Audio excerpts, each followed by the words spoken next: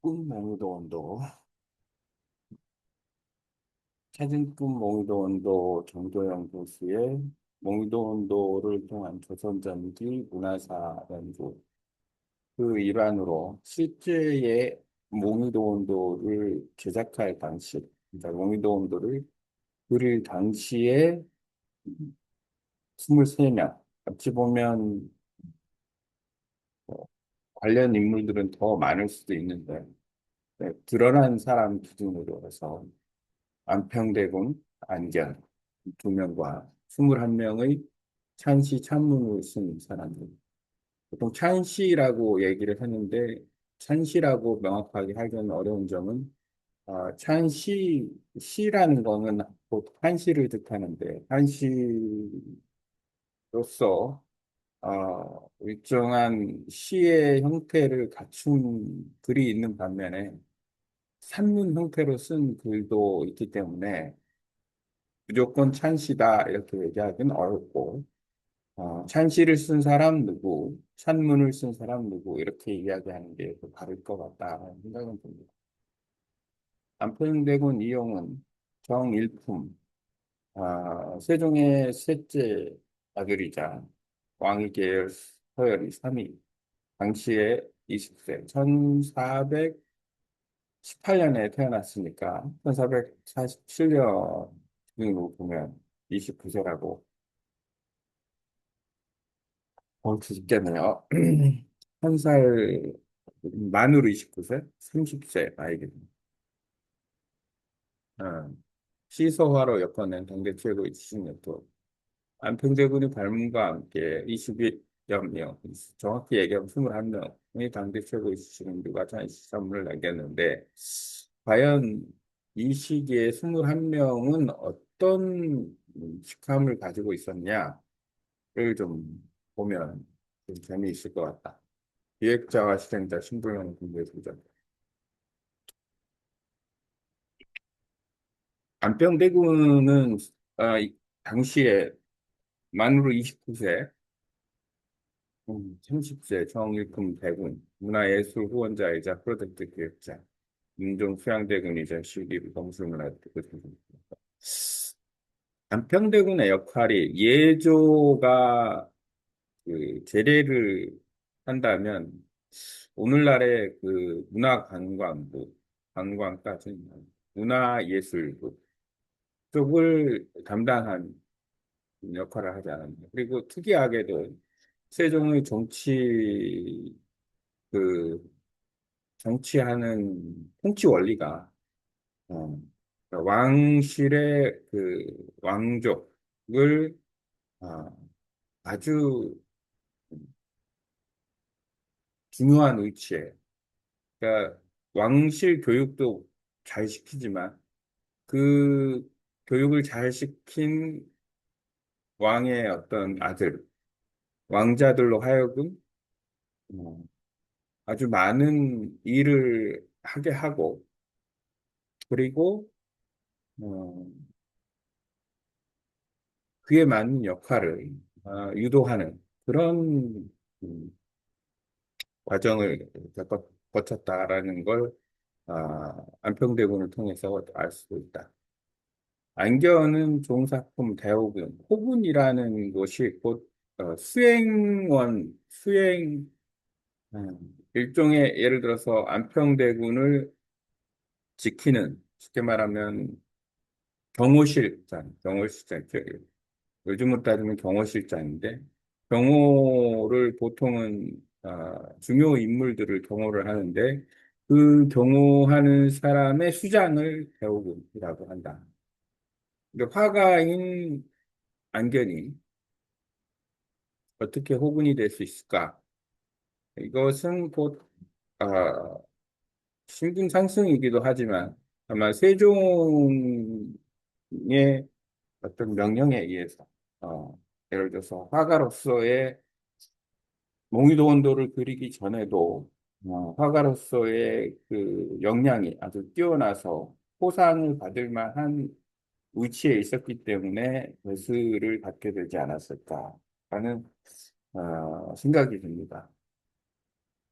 실질적으로 안견은 대호군이라는 이름을 기준으로 보면 신분상승을 한 거죠. 어쨌든 예를 들어서 뭐 서울 출신이거나 중인 계층이었다 하더라도 그 속에서 호군이 됐습니다. 그리고 또 안견의 아들 안소희가 나중에 과거까지 급조하는 걸로 봐서는 그런 신분의 어떤 고책과 아직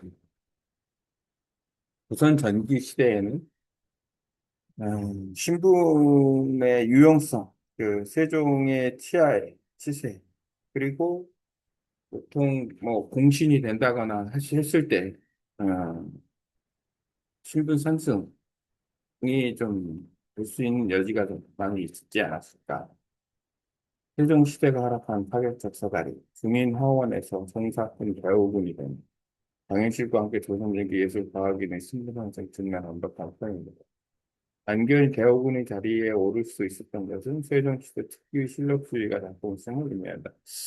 화원 중에서 이렇게 호군이 됐던 사람은 안견만 있는 거 아니고 최 누구도 어진을 그린 다음에 그거에 대한 공로로 어, 관직을 받게 되는 경우가 있습니다. 옹의도 온도는 단순한 후원 관계가 아니라 왕실의 권력과 평민의 재능이 동등한 예술적 지위에 만나 결과입니다. 어찌 보면 안견은 세종 시기에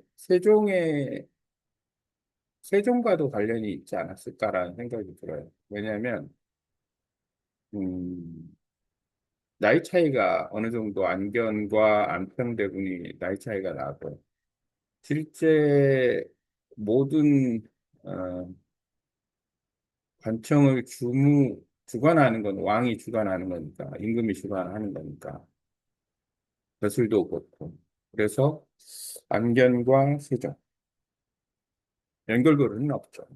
하지만 연결은 돼 있다. 20대부터 그때까지 세대를 초월한 콜라보레이션. 집현전 박사, 성산문, 집현전 교리, 직제학, 안평대군, 막 30대가 된 신숙주 이게가 나이가 좀 있는 것 같아요. 왜냐하면 조선왕조실록에서 세종 초반 때부터 단지에게 언급이 되니까 최한, 김담,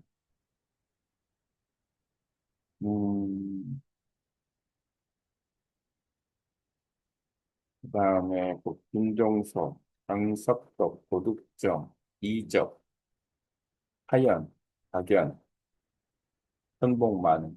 천복만우도 좀 특이한 부분이 있습니다. 천복만우가 90살이라고 했는데 1447년에 그러면은 1392년 조선이 그러니까 조선 건국할 때가 8년, 47년, 55년, 35세.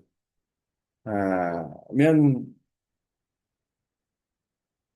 나이가 상당히 많은 거고 같은 승려 입장으로 보면 무학대사와도 인연이 다 있지 않을까라는 생각이 들 정도의 나이가 많다. 음, 찬씨의 90세라고 본인이 적은 글이 있고 그런데 천복만우와 안평대군이 어떤 인연이 있어서 시문을 쓰는지도 특이한 부분이 있다라는 거죠. 불사를 많이 했기 때문에 아마 그런 인연이 있지 않았을까라는 생각이 듭니다.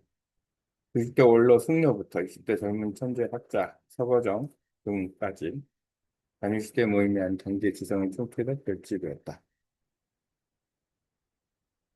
안평대공을 중심으로 회전한 상계의 도덕, 집현전 등변학자 그룹, 왕실에 가장 가까운 교감을 세종시대의 브레인 역할을 한 학자들, 최고 원로 그룹, 정인지가 빠졌구나. 정인지도 원로 쪽에 속하죠.